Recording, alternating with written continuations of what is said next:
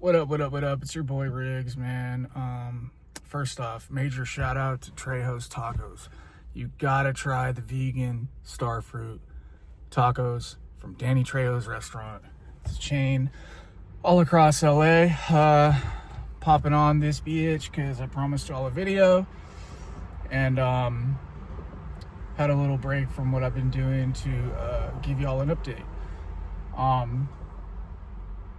Thank you to everyone that's seen my interview on Soft White Underbelly and commented and DM'd me and subscribed. I appreciate you guys so much. And here we are again with another relapse story. Little update, I'm doing good. I'm off the dope, I'm off the fentanyl, I'm off the crack, I'm off the Suboxone, I'm off the Xanax and Lyrica, and I'm doing well. Coming up on 30 days sober.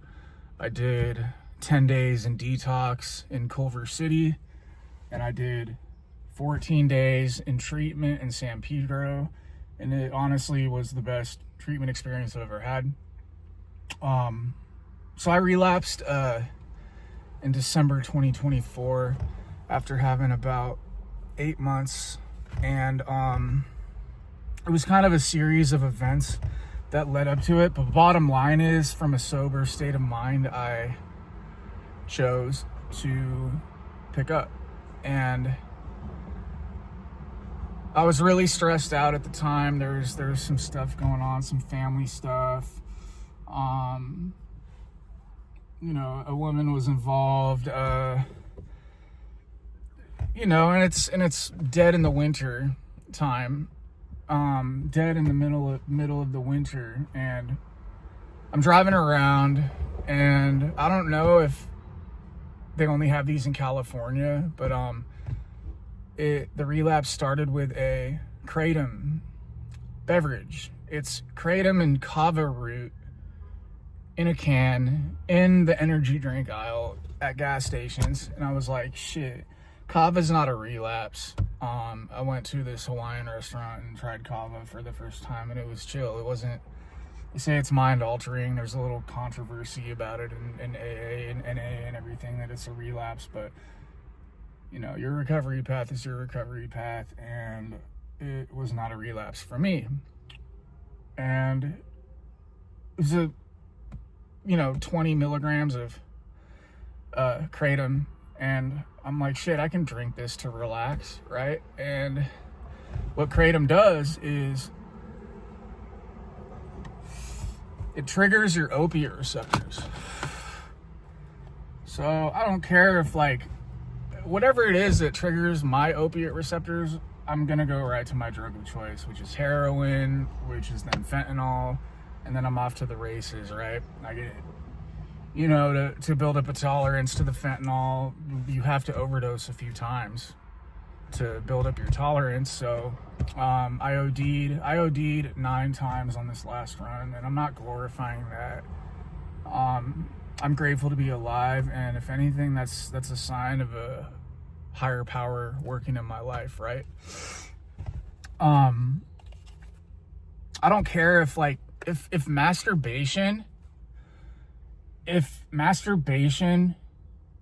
hit my opiate receptors, I wouldn't masturbate anymore. I don't know, actually. I would only masturbate while using the asphyxiation method. So like a rope, and I'm like, I don't know. Yeah, if it hit my opiate receptors, I wouldn't masturbate anymore. It's fine. I get enough attention as it is. I don't really need to do that. But anyway, so it started with Kratom, and I feel like my series from this last summer of 2024, the Relapse series, I'm not doing any more of these, man. I feel like I got the getting high out of my system, and now it's about health. It's mental and physical and spiritual health. And wealth, and I don't have any of that when I'm getting loaded, right? So I feel like I think I did talk about that the last one. I get anxiety. I'm really bad with stress management, and I do Kratom because it's legal, right? And you know, that's ridiculous just because it's legal. Like, alcohol is legal. Alcohol is the worst of them all, and it's like the social thing to do, right? Like, you're a loser if you don't drink, right? So I'm smoking the worst cigarettes too, the Senecas. Fuck it, dude. Double fisting.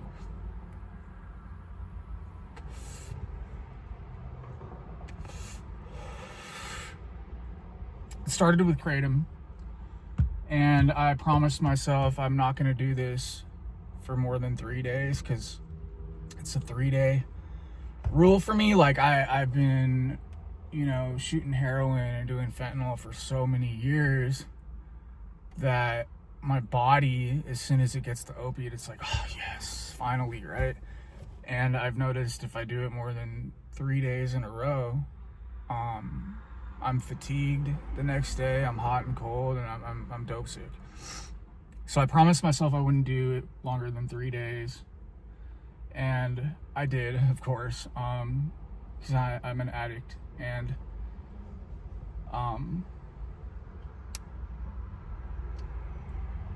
after a week, I'm getting Narcan back to life for, like, I don't even know. I've OD'd and been Narcaned, I'm not exaggerating, dozens and dozens and dozens of times. So there is a higher power obviously working in my life, and if it works in my life, then it's working in yours. Getting Narcan back to life, and you know, I should have studied this, like, considering it's been such a part of my life, my existence, addiction. I want to go to school for it, for psychology, just to learn more about the brain. But what I learned in treatment this time is exactly how addiction works in the brain, or like, this is how it works in the brain, right? So you have your midbrain. Your midbrain is essentially your primal instinct, right? So primal instinct is food, water, shelter, sex, protecting your children,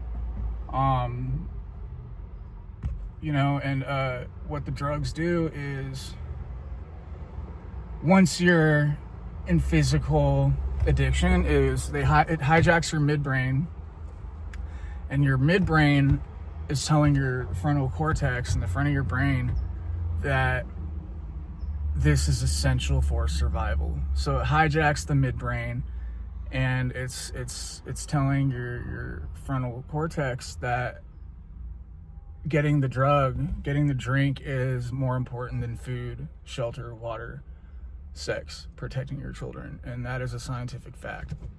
I didn't know that. So, I'd always ask myself, like, why do I do this? Like, and then why do I, from a sober state of mind, choose to pick up, right? One, it's all I've ever known since I was 13 years old. And two, it's my solution. A terrible one. But it's a solution to the trauma. It's a solution to the stress. It's a solution to just feeling better about myself temporarily. The using of a substance, I used to separate. I'm like, I'm not an alcoholic. I don't even like drinking. Like, I'm an opiate addict, right? But the fact is, when I drink, I'll drink hand sanitizer when I'm incarcerated, right? I qualify as an alcoholic. If you're an alcoholic, you're an addict. If you're an addict, you're an alcoholic. If you can control one or the other, you don't have the disease of addiction. You might have a substance abuse issue, right? So, and the substance is a symptom of a deeper issue, right? So I learned that, and that was really interesting. So I'm doing fentanyl, and at this time, I'm managing a sober living. I'm managing 2 sober livings, actually. I drive back and forth, and I didn't last long. After about a week of it, I didn't even get busted. I was just like, well, like, why the fuck? Why?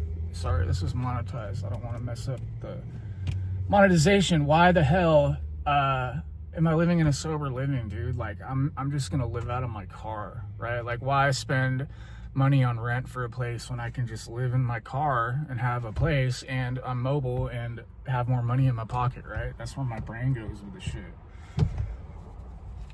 I'm smoking car fentanyl again. First, I was going to MacArthur Park and getting the purple Fetty. We call it Fetty out here. I was getting the purple Fetty, and there's like hardly any fentanyl in it. It's mostly xylazine. Xylazine is an elephant tranquilizer that they cut a lot of the fentanyl with, and that was getting me high for a little while. And then I met back up with an old plug of mine and got the good shit, you know?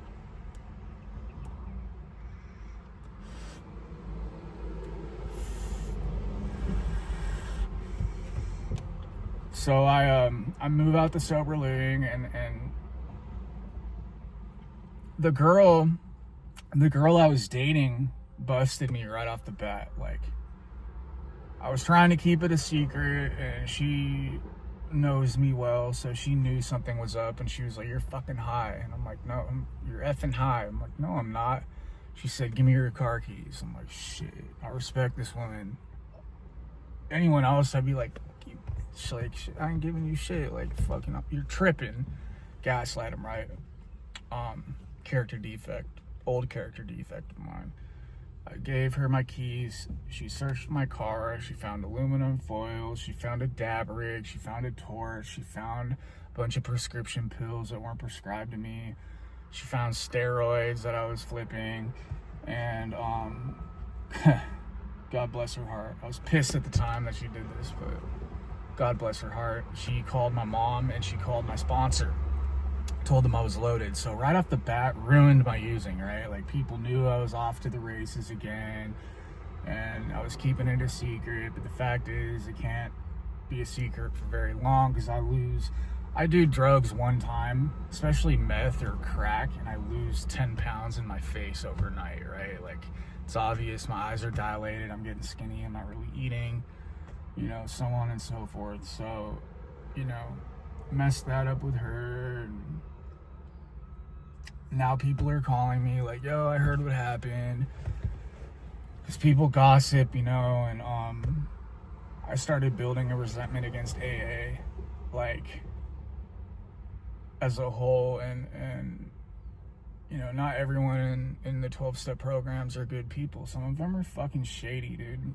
Effing shady. Like, just because you're not doing drugs, like, the substance being a symptom, right? When you get sober, it's about changing your behavior and your ideals, your morals, your, you know, for me, when I just stop doing the substance and I don't fill that space with a spiritual solution or something healthy, I'm actually a worse human being than I am when I'm loaded, right? Because the drugs are the solution for me, right? Like, a terrible one.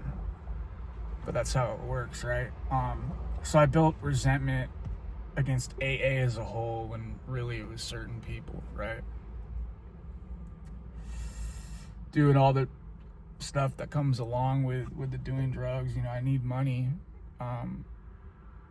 so it's affordable, right? Car fentanyl and crack cocaine is expensive. So I'm doing all that shit, risking my life, really risking my life. I'm playing Russian roulette every time I'm dabbing rocks of fentanyl, right? And I'm driving crazy, and I'm not sleeping, I'm not eating, the paranoia creeps in. I'm a real Dr. Jekyll and Mr. Hyde, as it says in the big book of Alcoholics Anonymous, right? So by January, like, the new year comes, I was living in and out of my car at the time, and I could afford to move somewhere.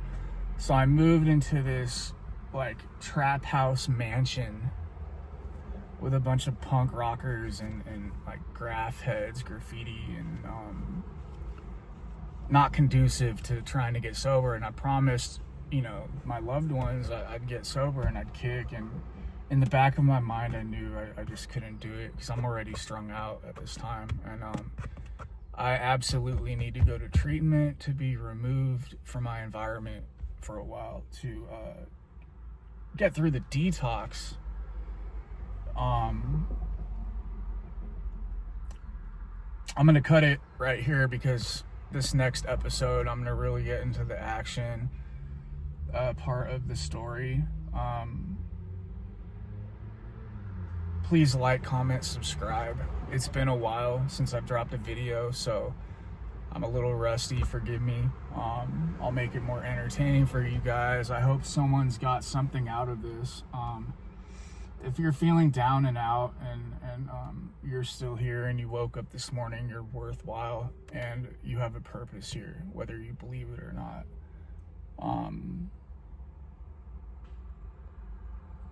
That's facts. Appreciate everyone tuning in. I will drop episode 2 later this week. I need to do some notes on it and stuff. I love you guys so much. Grateful to be here, grateful to be alive, and I'm out.